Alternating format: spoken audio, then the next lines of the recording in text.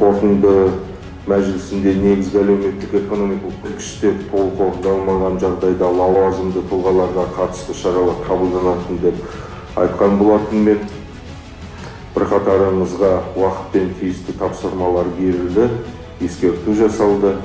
Алайда кейбір басшылар тарапынан тапсырмалар толық орындалмады. Осы орайда өз міндеттерін толық орындамағаны үшін Қордай ауданының әкімі Бекзат Сексенқұлына, Меркі ауданының әкімі Жорабек Нұрмәденұлына, Ауыл шаруашылығы басқармасының басшысы Нұрбек Ахметханұлына қатаң сөгіс жариялаймын. Жұмысты жандандыру керек.